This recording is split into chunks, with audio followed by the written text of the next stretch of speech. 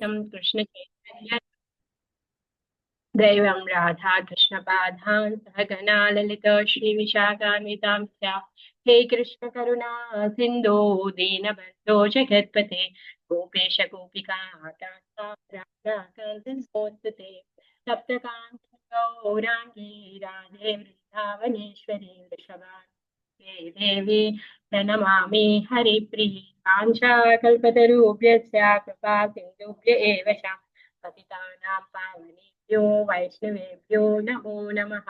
नमो विष्णुपादाय कृष्णप्रेष्ठाय भूतले श्रीमते भक्तिवेदान्त स्वामिन्निति नामिने नमस्ते सारस्वते देवे गौरवाणी प्रचारिणे निर्विशेषा शून्यवादी पाश्चात्य देशतारिणे श्रीकृष्ण चैतन्य प्रभु नित्यानन्द श्री अद्वैता गदाधरा शिवासादि गौरभक्त वृंदा हरे कृष्णा कृष्ण कृष्णा हरे हरे हरे राम राम राम हरे हरे कम करो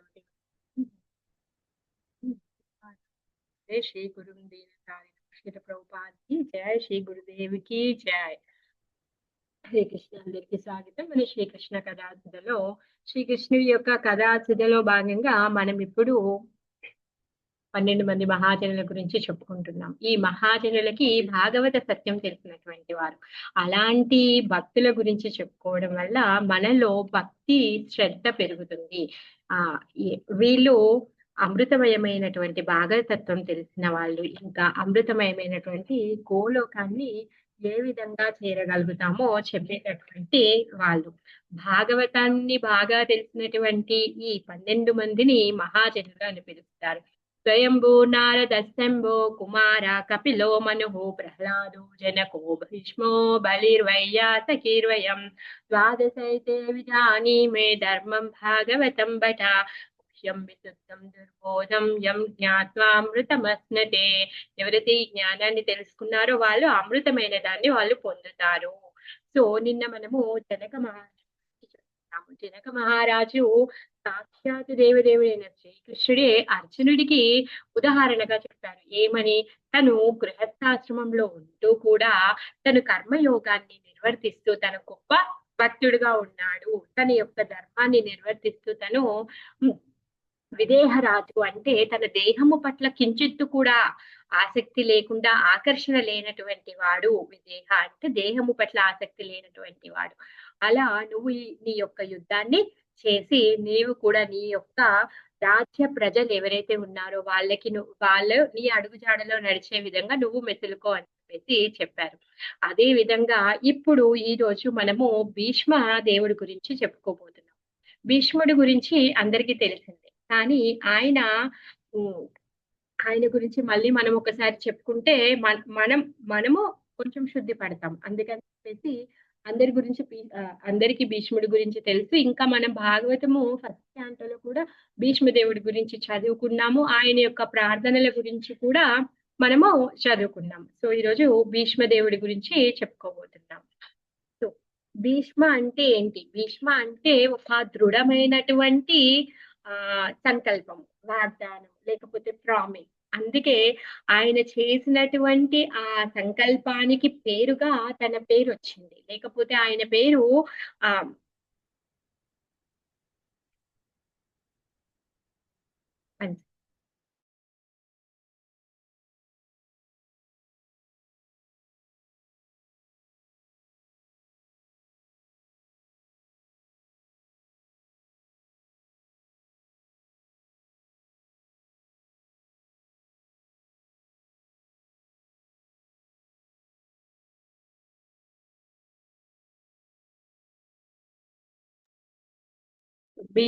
భీష్ముడి యొక్క పూర్వజన్మ, ఆయన ఏ విధంగా మానవ రూపాన్ని తీసుకున్నారు, మరి ఎందుకు తను తన యొక్క జీవనం అంటే తక్కువగా వస్తుంది మాతాజీ. తక్కువగా వస్తుందా? అందరికీ కూడా అలానే ఉందా?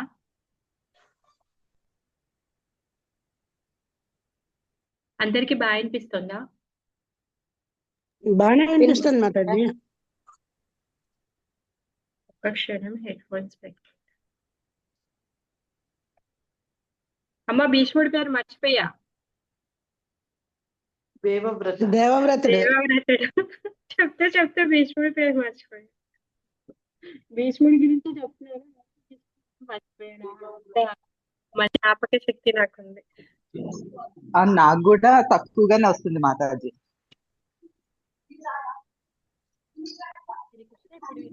బాగా మాతాజీ వినిపిస్తుందా? ఇప్పుడు పర్లేదు, మధ్య మధ్యలో తగ్గిపోతుందండి. అంటే ఇప్పుడు హెడ్ ఫోన్స్ పెట్టాను, చూద్దాము. వినిపిస్తుంది మాతాజీ. వినిపిస్తుందా?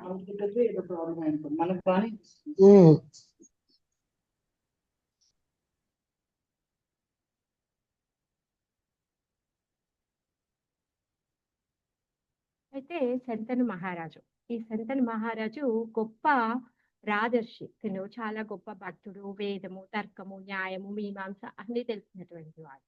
తను గంగాదేవిని పెళ్లి చేసుకుంటాడనమాట. అయితే ఎప్పుడైతే తను గంగాదేవిని పెళ్లి చేసుకోబోతున్నాడో గంగమ్మ ఒక కండిషన్ పెడుతుంది. ఏమంటుంది అంటే, నేను ఏది చేసినా కానీ దానికి అడ్డం చెప్పొద్దు అనేసి తను ఆ వరాన్ని శంతను మహారాజు దగ్గర తీసుకుంటుంది అనమాట. తీసుకొని తను వివాహం చేసుకుంటుంది. ఎప్పుడైతే నువ్వు అలా అడ్డు చెప్పినప్పుడు నేను నిన్ను వదిలేసి వెళ్ళిపోతాను అని చెప్పేసి తను చెప్తుంది అనమాట. సో ఆ విధంగా శంతను మహారాజుకి ఇంకా గంగమ్మకి మొదటి పుత్రుడు పుడతాడు. ఎప్పుడైతే మొదటి పుత్రుడు పుడతాడో, ఎందుకంటే శంతను మహారాజు సమస్త భూమండలానికి రాజు, చాలా గొప్ప రాజు. అలాంటి రాజు తను మొదటి పుత్రుడు పుట్టగానే చాలా సంతోషిస్తాడు. చాలా పెద్ద ఉత్సవాన్ని చేయాలనుకున్నాడు. కానీ గంగ ఏం చేస్తుంది అంటే, ఆ పుత్రుని తీసుకొని వెళ్ళి గంగలో వదిలేస్తుంది అనమాట. సో అది చూసినప్పుడు పాపం శంతను మహారాజు యొక్క హృదయమే బద్దలైపోయింది. ఎందుకు? రాజుకి పుత్రుడు పుట్టడం అనేది పరమ అదృష్టమైనటువంటి కార్యం. అలాంటి రాజు అంటే ఇప్పుడు పుట్టినటువంటి ఈ బాలుడు కాబోయే నా రాజ్యానికి రాకుమారుడు, కాబోయే రాజు అని చెప్పేసి చాలా సంతోషపడతాడు. ఎప్పుడైతే భార్య ఆ విధంగా తీసుకొని వెళ్ళి గంగలో వదిలేయడాన్ని అది చూస్తే అతనికి గుండె బదలైనట్టుంది. పాపం తను అడ్డు చెప్దాము అనేసి అనుకుంటాడు. అయ్యో మరి అడ్డు చెప్తే పెళ్ళాం వదిలేసి వెళ్ళిపోతాను అనింది కదా అని చెప్పేసి, సరేలే అని చెప్పేసి పాపం తనని తాను కంట్రోల్ చేసుకొని ఆ బాధని దిగమంగుకొని తను బ్రతుకుతూ ఉంటాడు. సో ఆ విధంగా రెండో పుత్రుడు పుట్టడం, మూడో పుత్రుడు పుట్టడం, నాలుగో పుత్రుడు పుట్టడం, ఐదో పుత్రుడు పుట్టడం, ఆరో పుత్రుడు పుట్టడం, ఏడో పుత్రుడు పుట్టడం. ఈ విధంగా గంగ 7 సార్ల అలానే పుట్టిన ఆ నవజాత శిశువుని తీసుకొని వెళ్ళి గంగలో వదిలేయడం జరుగుతుంది. 7 సార్ల వరకు శంతను మహారాజు తను సహనాన్ని వహించి ఉన్నారనమాట.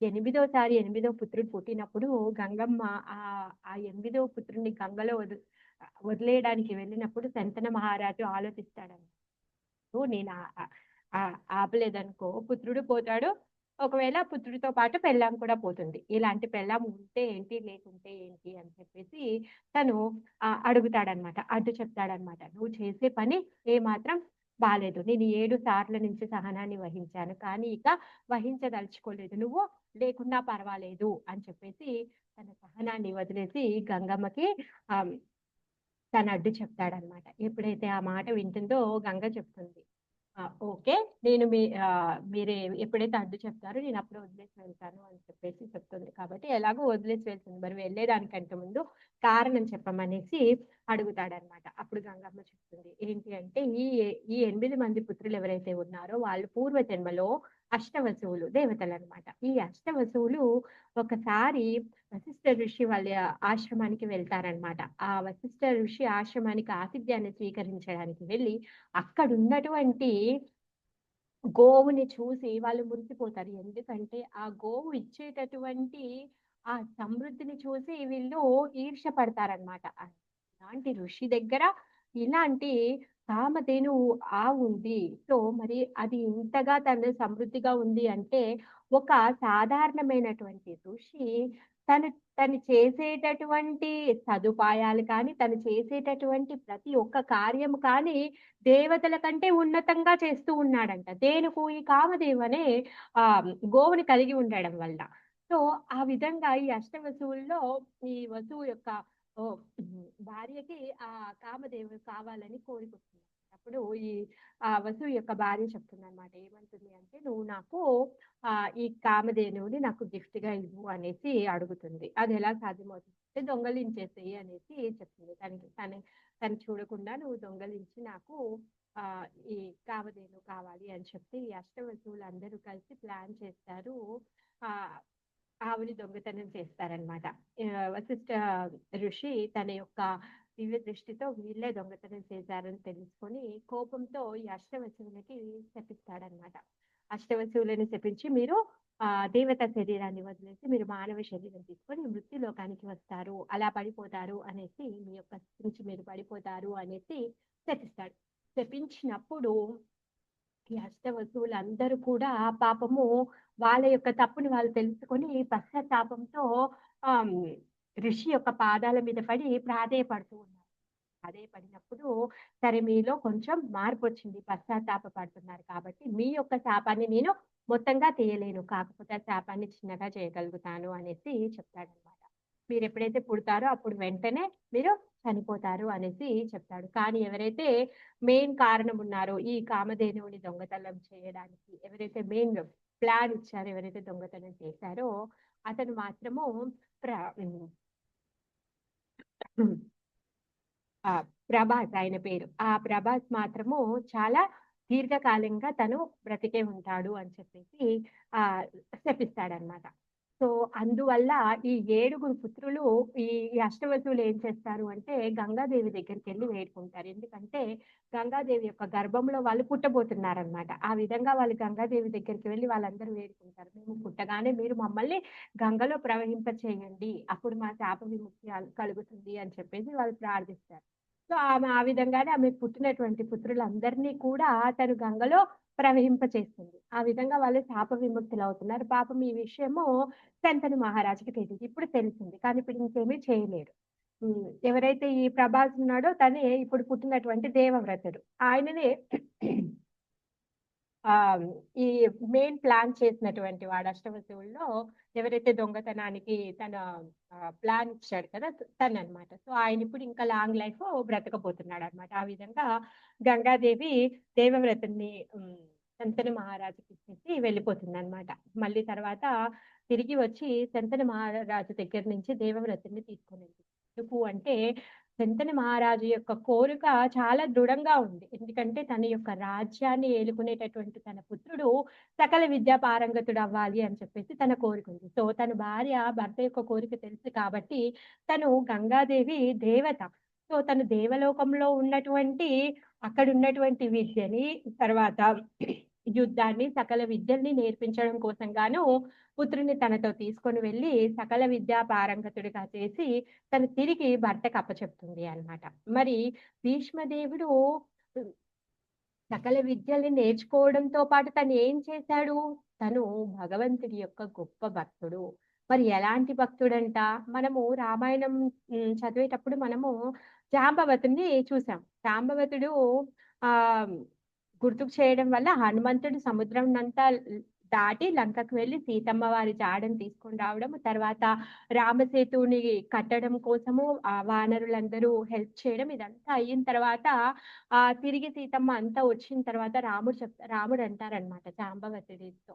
మీరు మీ యొక్క సహాయం మరవలేనటువంటిది. మీరు చాలా గొప్ప సహాయం చేశారు అనేసి అంటారనమాట. అప్పుడు జాంబవతుడు ఏమంటాడు, మీరు చాలా అద్భుతమైనటువంటి వీరత్వం కలిగినటువంటి వారు.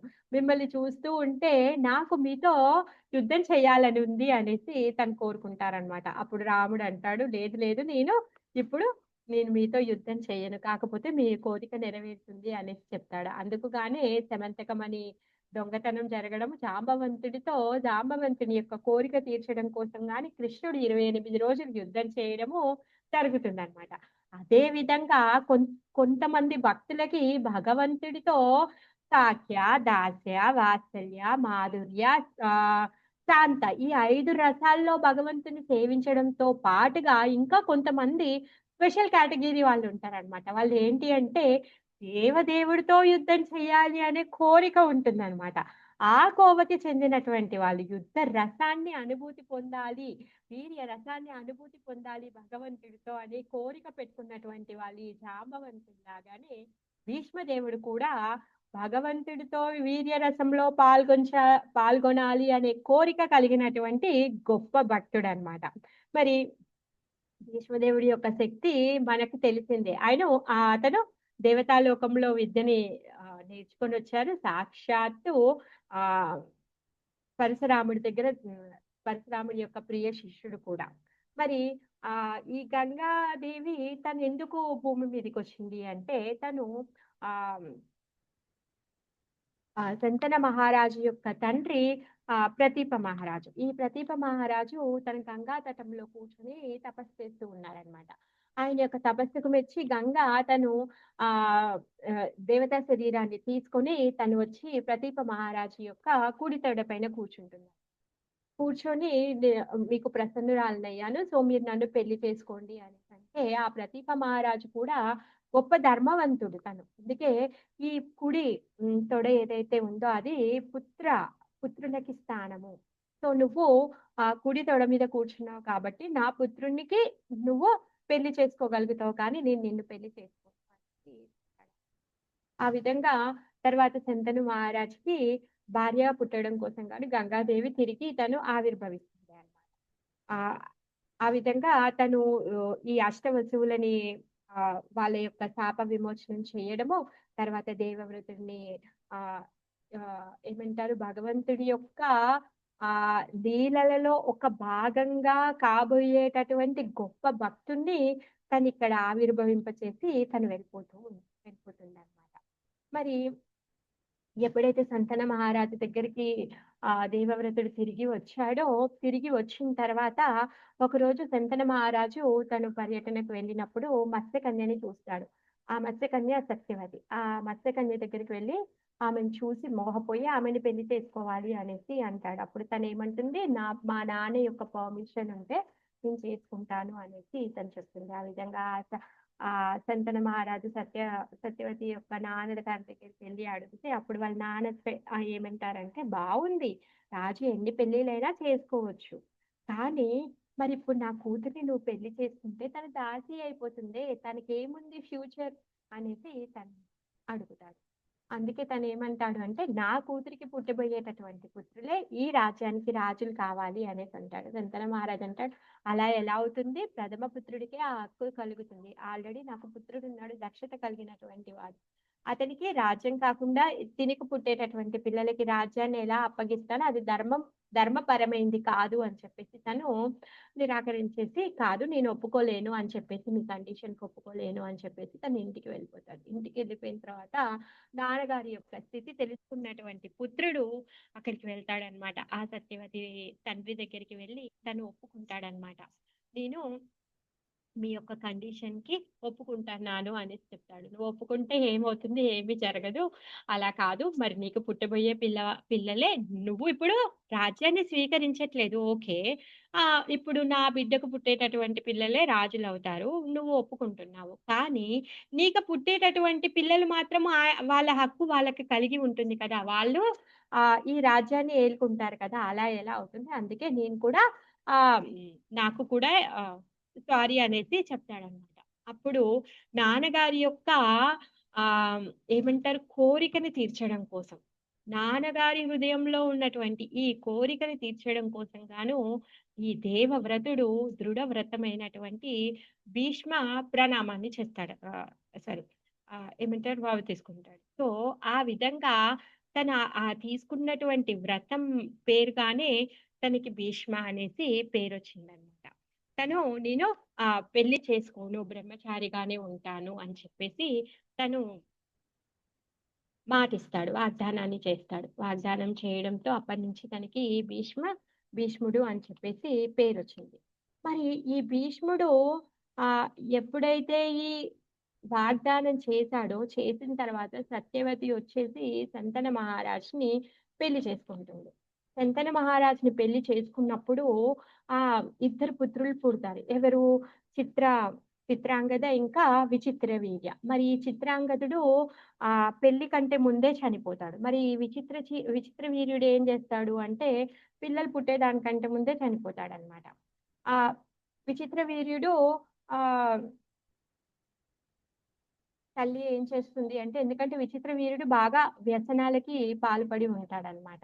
మరి ఆయనకి పెళ్లి చేయాలి అంటే ఏం చేయాలి అని చెప్పేసి వెళ్లి భీష్ముడి దగ్గరికి వెళ్తే, భీష్ముడు గంధర్వ వివాహం ప్రకారంగా అతను వెళ్లి అంబ, అంబాలిక, అంబిక ఈ ముగ్గురిని తీసుకొనొస్తాడనమాట. రథంలో ఎత్తుకొనొచ్చేస్తాడు. ఈ ముగ్గురు అక్కా చెల్లెల్లో అంబ ఏం చేస్తుంది అంటే ఆహ్, తను శాల్వాని ప్రేమిస్తుందనమాట. అందుకని చెప్పేసి భీష్మకి చెప్పి తను వెళ్ళిపోతుంది. కానీ శాల్వా ఒప్పుకోడు. "నువ్వు ఆల్రెడీ భీష్ముడు నిన్నెత్తుకొని పోయాడు కాబట్టి నేను నిన్ను స్వీకరించను" అనేసి చెప్తాడనమాట. ఈ అంబికని, అంబాలికని తీసుకొని వెళ్తాడు.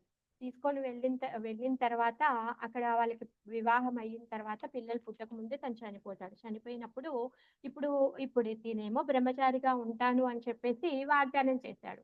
మరి ఇప్పుడు ఈ వంశం ఇక్కడే ఆగిపోతుంది. ఈ వంశాన్ని నిలబెట్టాలి అని చెప్పేసి సత్యవతి ఏం చేస్తుంది అంటే తనకి పెళ్లి కంటే ముందు ఉన్నటువంటి వ్యాసదేవుడు ఏం చేయాలో తెలియదు. అప్పుడు భీష్ముడితో అంటుందన్నమాట. నాకు పెళ్లి కంటే ముందే ఒక పుత్రుడున్నాడు. తను కృష్ణద్వైపాయన వ్యాస. తనెవరు అంటే పరాశర ముని. తను ఏ విధంగా అయితే మత్స్యకన్య తన శరీరంలో నుంచి మత్స్య వాసన వచ్చేది. తన శరీరంలో నుంచి వచ్చేటటువంటి ఆ చేపల వాసన 1 కిలోమీటర్ వరకి వచ్చేదంట. అయితే ఒక శుభ గడియల్లో ఆ పరాశర ముని ఆ గంగా తటంలో కూర్చొనున్నారనమాట. తినేం చేసేది అంటే నావ నడిపేది. ఆ తటాన్ని దాటిస్తూ ఉండేదనమాట.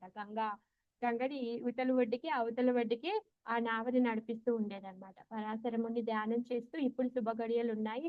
సాక్షాత్ భగవంతుడి యొక్క అంశ ఆవిర్భవింపబోతున్నాడు. ఈ అవకాశాన్ని నేను పొందాలి అని చెప్పేసి అక్కడ ఉన్నటువంటి సత్యవతిని హెల్ప్ అడుగుతాడనమాట. అడిగితే సత్యవతి అంటుంది, "అదేంటి నేను పెళ్లి కాని అమ్మాయిని. ఇప్పుడు మీరు ఇలా చెప్తే నేను నే మరి నా నా యొక్క గౌరవం కానీ, నా యొక్క మానం కానీ" అనేసి తను చెప్పినప్పుడు పరాశర ముని చెప్తారనమాట. "నీ యొక్క గౌరవానికి కానీ, మానానికి కానీ ఎటువంటి ఆపద రాదు" అనేసి చెప్పి పరాశర ముని యొక్క ఆహ్, ప్రార్థనతో వ్యాసదేవుడు పుడతాడనమాట. ఈ వ్యాసదేవుడు నల్లగా ఉంటాడు కాబట్టి కృష్ణ. ద్వైపాయన అంటే ద్వీపంలో పుడతాడు గంగా తటంలో. అందుకే ద్వైపాయన. వ్యాస అంటే వేదాలను విభజించబోయేటటువంటి వాడు. అందుకే కృష్ణ ద్వైపాయన వ్యాస అని పేరొచ్చిందనమాట.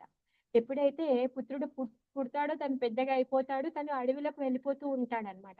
వెళ్ళిపోయేటప్పుడు చెప్తాడనమాట, "అమ్మ నీకెప్పుడైనా అవసరం వస్తే నన్ను తలుచుకో నేనొస్తాను" అని చెప్తాడు. ఓకే. నేనిప్పుడు చాలా బిజీగా ఉంటాను. నేనెందుకంటే భగవంతుడిని స్మరించడంలో ఇప్పుడు నా యొక్క కార్యకలాపాలు చేయబోతున్నాను. నేను భగవంతుడిని స్మరించడంలో, భగవంతుడి యొక్క కార్యాన్ని చేయడంలో నేను చాలా బిజీగా ఉంటాను. కానీ నువ్వెప్పుడైతే తలుస్తావో నేను నీ దగ్గరికొచ్చి హెల్ప్ చేయడానికి రెడీగా ఉంటాను అని చెప్తాడు. ఇంక అక్కడి నుంచి వ్యాసుడు వెళ్ళిపోతాడు. వెళ్ళిపోయిన తర్వాత పరాశర ముని సత్యవతికి ఒక వరాన్ని ఇస్తాడనమాట. ఆమె దగ్గర నుంచి మత్స్యగంధం వచ్చేది కదా! ఇప్పుడు ఆహ్, మధురమైనటువంటి వాసన తన శరీరం నుంచి వస్తుందన్నమాట.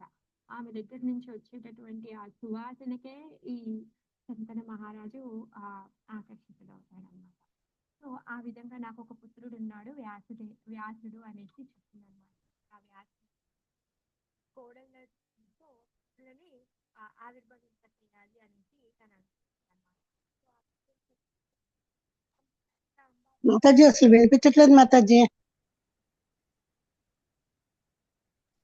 వినిపించట్లేదు మాతాజీ.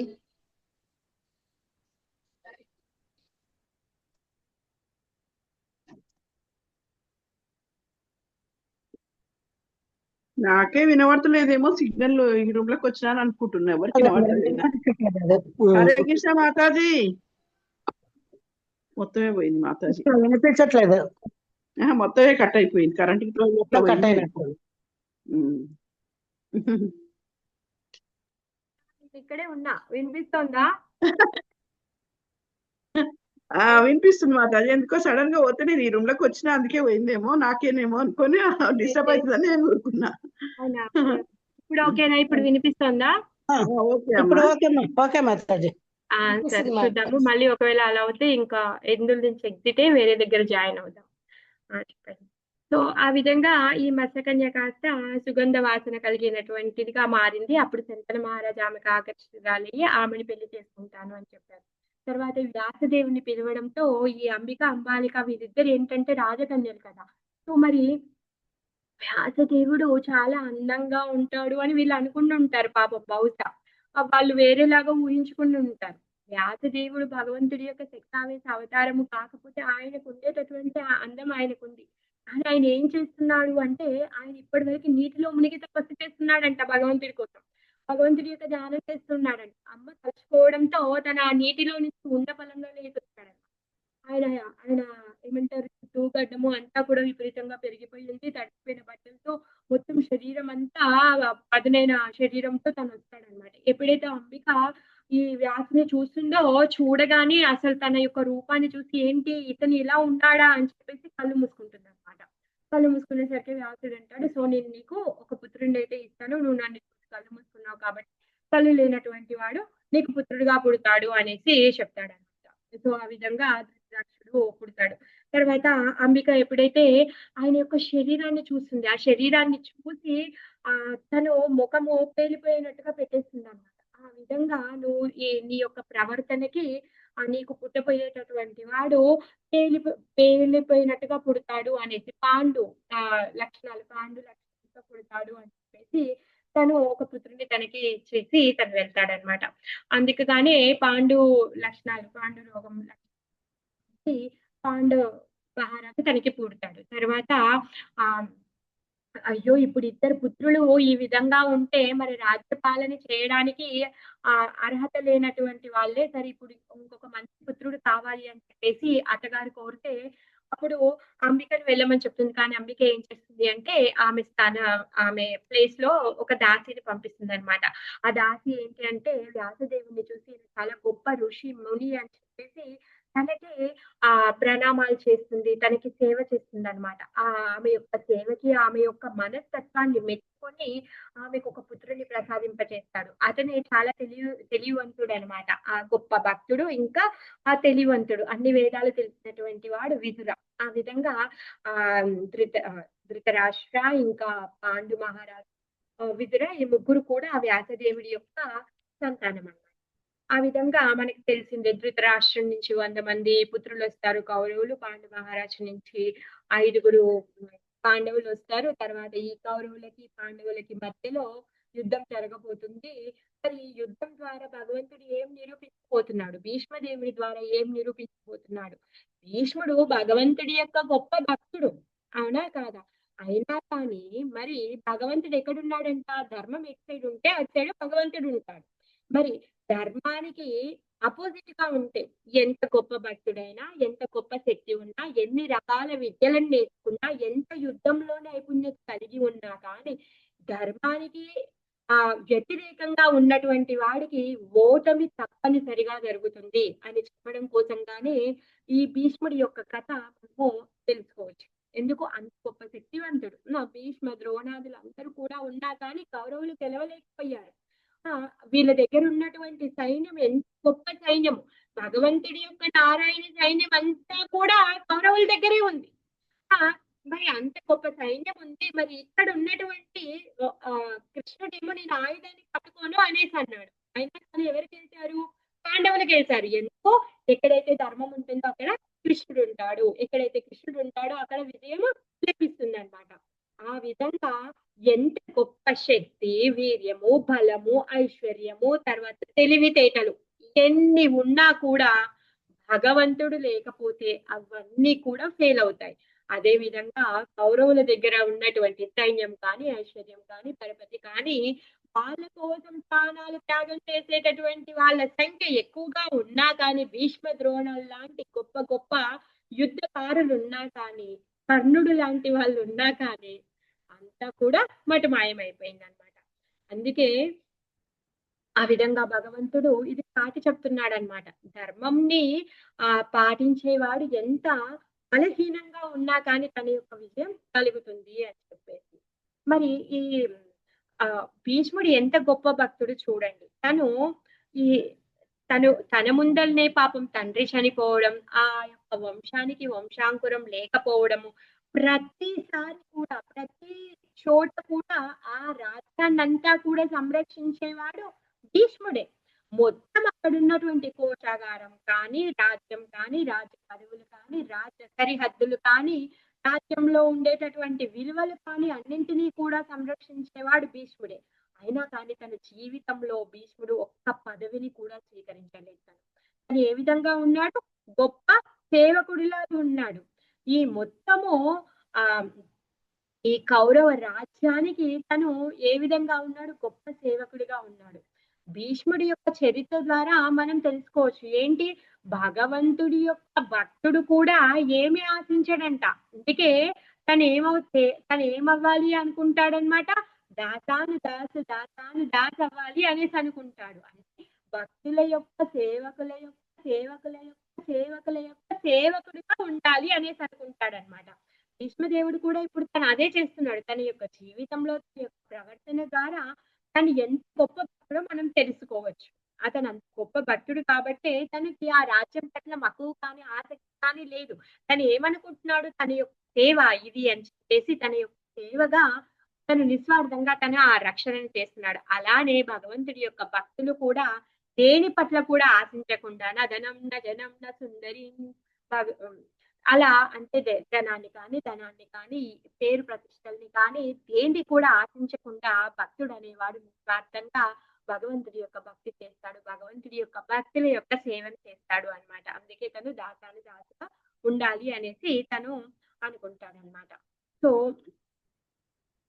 మరి ఎప్పుడైతే ఈ భీష్మ వాగ్దానం చేసినప్పుడు తండ్రి శంతన మహారాజు బాగా సంతోషపడతాడనమాట. అయ్యో పుత్రుడు నా యొక్క ఇంద్రియ తృప్తి కోసము ఇలాంటి గొప్ప త్యాగాన్ని చేస్తాడు కాబట్టి అని చెప్పేసి పుత్రుడికి వరాన్ని ఇస్తాడనమాట. ఇష్టా మృత్యు వరాన్ని ఇస్తాడు. సో నువ్వు లాంగ్ లైఫ్ బతుకుంటావు. ఆల్రెడీ ఆయనకు ఉన్నటువంటి శాపమే అది.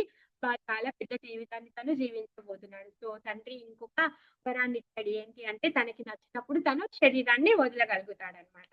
ఈ విధంగా ఈ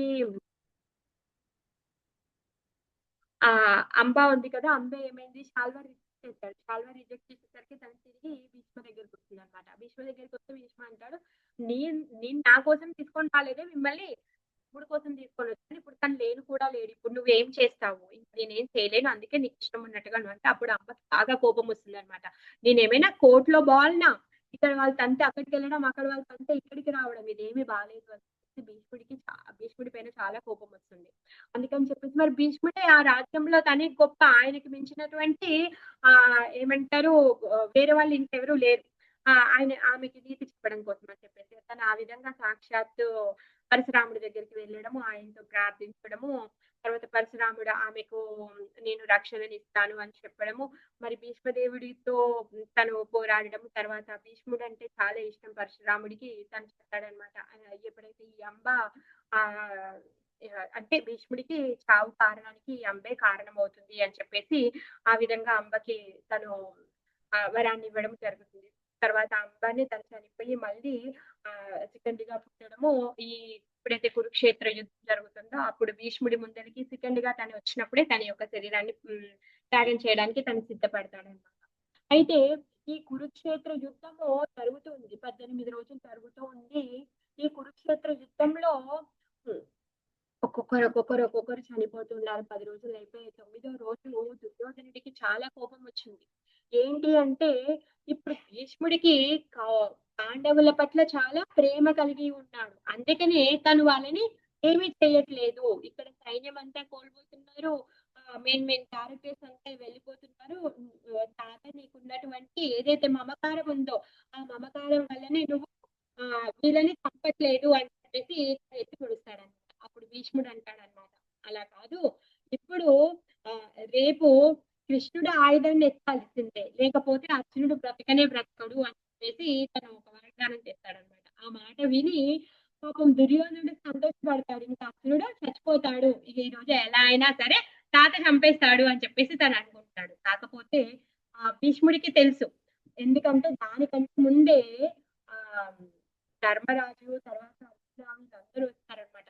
తాత దగ్గరికి వచ్చి అడుగుతారనమాట, ప్రణామాలు చేసి, తాత మేము ఉపయోగించేటటువంటి ఏవైతే ఈ అస్త్ర శస్త్రాలు ఉన్నాయో అవేవి మిమ్మల్ని ఏమీ చేయలేకపోతున్నాయి. సో ప్లీజ్ చెప్పండి, మేము ఏం చేస్తే మీరు మీ ప్రాణాన్ని వదిలేస్తారు అని చెప్పేసి అడగడానికి వస్తారు. చెప్తాడనమాట, ఏమంటాడు అంటే, మీరు ఉపయోగించే అస్త్రంతో కానీ శస్త్రంతో కానీ నేను చనిపోలేను, కావను. నాకు ఎప్పుడైతే ఎదురుగా ఈ శిఖండి వస్తుందో, ఏ పూర్వజన్మలో అంబ ఉందో తను వస్తుందో అప్పుడే నేను నా ఆయుధాన్ని వదిలేస్తాను, నేను నా చావుని నేను స్వీకరిస్తాను అనేసి ఇతను చెప్తాడన్నమాట. ఆయన ఎప్పుడైతే ఆయుధాన్ని వదిలేసేటటువంటి సీక్రెట్ అనేటప్పుడు తనకు తెలుసు. ఇంకా తను ఇప్పుడు ఆ యుద్ధంలో నుంచి విరమించబోతున్నాడు. తను మృత్యుశయ్యని తను తీసుకోబోతున్నాడు తనకు తెలుసు. అందుకే ఇప్పుడు వాగ్దానం చేస్తున్నాడు. ఎందుకు? ఆయన యొక్క జీవిత లక్ష్యం ఏంటి? భగవంతుడితో వీర్యరథంలో తను పాల్గొనాలి అని చెప్పేసి ఆయన యొక్క జీవిత లక్ష్యం. ఆ భగవంతుడిని ఆ కురుక్షేత్ర యుద్ధంలో అర్జునుడు కూడా దర్శనం చేసుకోవట్లేడు. ఏ విధంగా? అర్జునుడు ఆయన వెనక్కి కూర్చున్నాడు, కృష్ణుడు వెనక్కి కూర్చున్నాడు. కృష్ణుడు రథసారథి, తను ముందు వాళ్ళకి దర్శనం ఇస్తున్నాడు, కానీ అర్జునుడికి ఆ కృష్ణుడి యొక్క వీపే చూస్తున్నాడు. మరి ఆ దివ్యమంగళ స్వరూపం యొక్క దర్శనాన్ని ఎవరు చేసుకుంటూ ఉన్నారంటే భీష్ముడు దర్శనం చేసుకుంటున్నాడంట.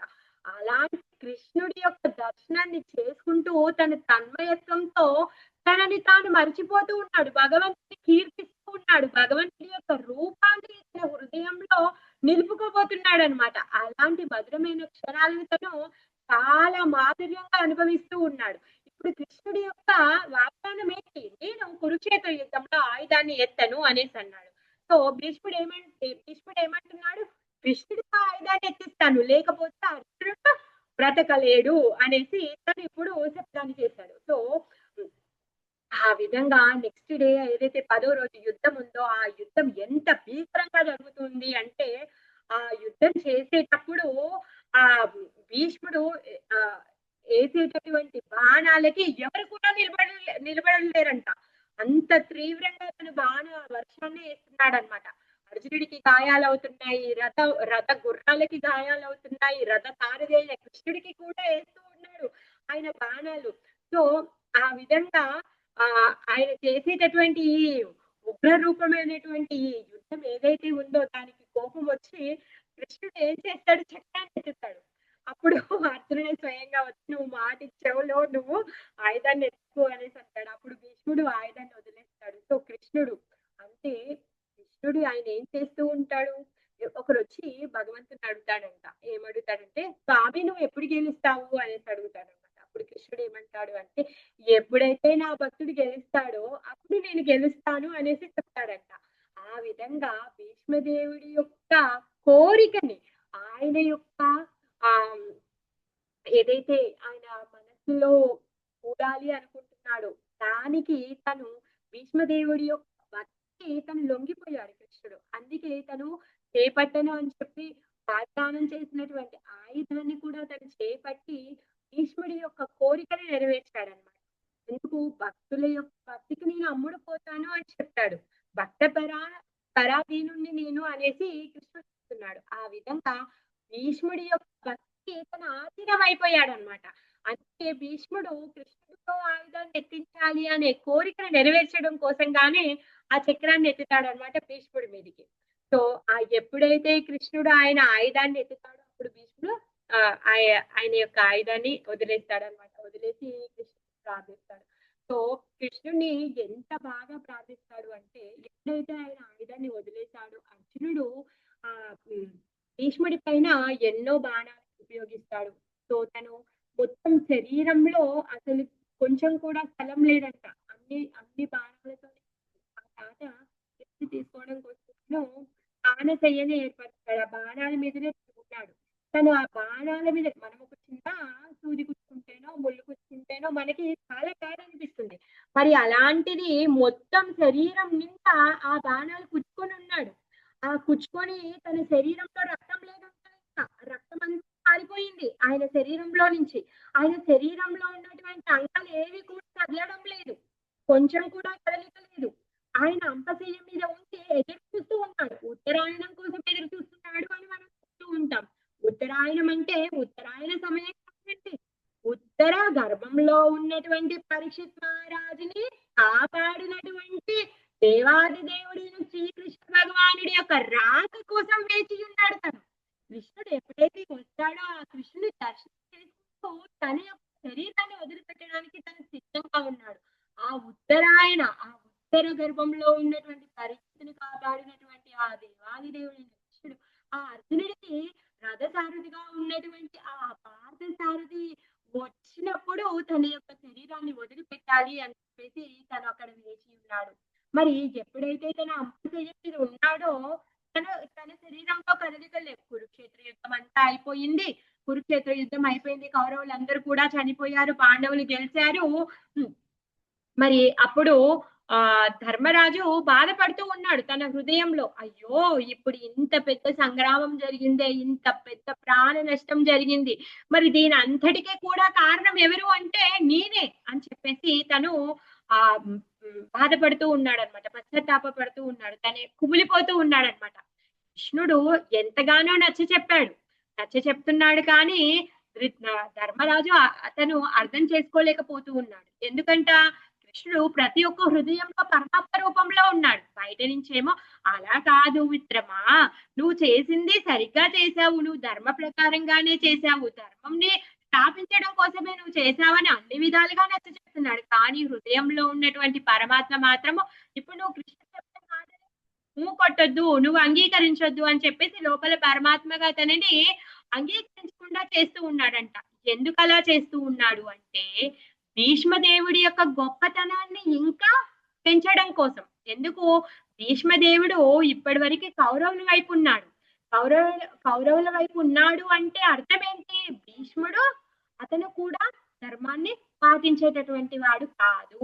మరి అలాంటి వాడు అంటే తిను కూడా తప్పు చేసినటువంటి వాడు, తప్పుడు కాడు అనేసి అర్థం. కాకపోతే అలాంటి తప్పుడు మనిషి చాలా గొప్ప వ్యక్తిత్వం కలిగినటువంటి వాడు, తను గొప్ప భక్తుడు అని చెప్పేసి తనని గొప్ప చేయడం కోసం, తన భక్తుడి యొక్క కీర్తిని పెంచడం కోసం గాను తను ఇప్పుడు ఆ విధంగా ఆ ధర్మరాజు యొక్క హృదయంలో నుంచి కృష్ణుడు చెప్పేటటువంటి మాటలు ఏవైతే ఉన్నాయో అది వినకుండా తన పరమాత్మ రూపంలో తనకి చెప్తూ ఉన్నాడు అనమాట. ఎంతో మంది గొప్ప గొప్ప వాళ్ళు, వ్యాసదేవుడు కూడా వచ్చి తనకి చెప్తాడు, నువ్వు నీ తప్పు కాదు దీంట్లో అని చెప్పినా కూడా ధర్మరాజు ఒప్పుకోడు అనమాట. అప్పుడు ఇంకా భీష్మదేవుడు తన ప్రాణాన్ని వదలడానికి సిద్ధంగా ఉన్నాడు. ఆసన్నమైంది. అప్పుడు చెప్తాడు అనమాట కృష్ణుడు ఏమంటాడు అంటే ఈ కౌరవులందరినీ కూడా మీరు పాటుగా రెడీ అవ్వండి, మీరు రాజవేషం ధరించండి, మంచిగా కిరీటాన్ని ధరించండి, రాజనగలని పెట్టుకోండి, గొప్ప వస్త్రాలను ధరించండి అని చెప్పేసి వాళ్ళందరినీ రెడీ చేసి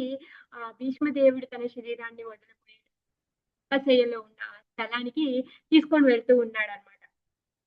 ఎందుకు అంటే భీష్మదేవుడి యొక్క కళ, భీష్మదేవుడి యొక్క కోరిక ఏంటే ధర్మాన్ని స్థాపించడము. ఈ కౌరవులు గెలిచి ఈ రాజ్యాన్ని వాళ్ళు రాజ్యపాలన చేయాలనే కోరిక భీష్ముడికి ఉంది. అందుకే తను చనిపోయే ముందు ఈ రాజ్యానికి రాజులుగా మిమ్మల్ని చూసినప్పుడు ఆయన సంతోషిస్తాడు అని చెప్పేసి కృష్ణుడు వీళ్ళందరినీ కూడా రాజులుగా తయారు చేయించుకొని తను రథం ఎక్కించుకొని తీసుకొని వెళ్తాడు. 18 రోజులు రథసారథిగా చేశాడు. యుద్ధం అయిన తర్వాత కూడా మళ్ళీ భీష్మదేవుడి దగ్గరికి వెళ్ళడం కోసం గాను వీళ్ళందరినీ కూడా తీసుకొని మళ్ళీ రథసారథిగా వాళ్ళందరినీ తీసుకొని భీష్ముడి దగ్గరికి మరి భీష్మదేవుడు తన ప్రాణాన్ని వదిలిపెట్టబోతున్నాడు, సాక్షాత్ దేవాది దేవుడే అక్కడికి రాబోతున్నాడు అంటే ఏంటిది? ఎంత గొప్పనైన విషయం. మాతాజీ వినపడలా అస్సలు వినపడలా. ఎవరికినా నాకేనా?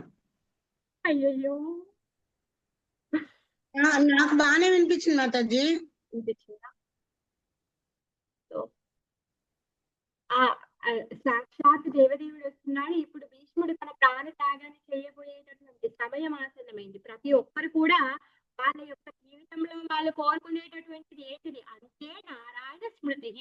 చనిపోయే ముందు భగవంతుడి యొక్క నామాన్ని, నారాయణ యొక్క నామాన్ని తీసుకోవడమే జీవిత లక్ష్యం. మరి సాక్షాత్ భీష్మదేవుడు తన యొక్క ప్రాణాలను వదిలేటప్పుడు సాక్షాత్ నారాయణుడు వస్తున్నాడు. అలాంటి సన్నివేశము ఎంత విందుగా ఉంటుంది. సాక్షాత్ దేవదేవుడు వస్తున్నాడు, ఇంకేం చేయబోతున్నాడు? ఆయన భక్తుడి యొక్క కీర్తిని మొత్తము విశ్వమంతా కూడా పాకే విధంగా తను భక్తుడి యొక్క కీర్తిని తెచ్చిపోతూ ఉన్నాడు. యుద్ధం చేసేటప్పుడు కూడా అర్జునుడు ఏమన్నాడు? నేను యుద్ధం చేయను అనేసి అంటాడు. అప్పుడు అర్జునుడు ఏమంటాడు? ఆల్రెడీ అన్ని కార్యాలు జరిగిపోయాయి, కాలక్రమంలో వీళ్ళందరూ కూడా చనిపోతున్నారు, ఖాళీ నువ్వేం చేయాలి? ఆయుధాన్ని చేయబట్టు, ఈ కీర్తిని అంతా నువ్వే పొందు అని చెప్తాడు. అదే విధంగా ఇప్పుడు భీష్మదేవుడి యొక్క కీర్తిని పెంచిపోతున్నాడు. కురుక్షేత్ర యుద్ధంలో అర్జునుడి పాండవుల యొక్క కీర్తిని పెంచినట్టుగా తర్వాత జరాసంధుడిని చంపినప్పుడు భీముడి యొక్క కీర్తిని పెంచినట్టుగా భీష్మదేవుడి యొక్క నలుమూలల భీష్ముడు ఎప్పుడైతే తన యొక్క ప్రాణాలను వదలడానికి వెళ్తున్నారో ఈ పాండవులందరూ కూడా అక్కడికి వస్తున్నారో అప్పుడు విశ్వంలో ఉన్నటువంటి ఋషులు మునులు గొప్ప భక్తులు తత్వవేత్తలు వ్యాసదేవుడు ఎంతో మంది దేవతలు కూడా ఆ ప్రదేశం అందరూ వచ్చినప్పుడు వాళ్ళందరినీ ఏ విధంగా భక్తి యోగం ఎంత గొప్పది అనే విషయాలు విశ్వదేవుడు పాండవులు ఆ విషయాలని మనం రేపు చెప్పుకుందాం. హరే కృష్ణ.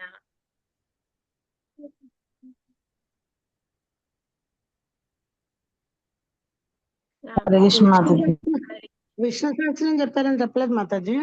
అమ్మా అదే గ్రేట్ కదా. ఫస్ట్ విష్ణు సహస్రం అంతా మొత్తం అప్పుడే లాస్ట్ మూమెంట్ లోనే కదా చెప్పాడు. విష్ణుమూర్తిని సంధిస్తూ చెప్తే ఆయన ప్రాణాలు వదిలేశాడు. లేదు ఆ విష్ణు సహస్రం ఇప్పుడు తోడు ప్రసిద్ధి అయిపోయింది కదా.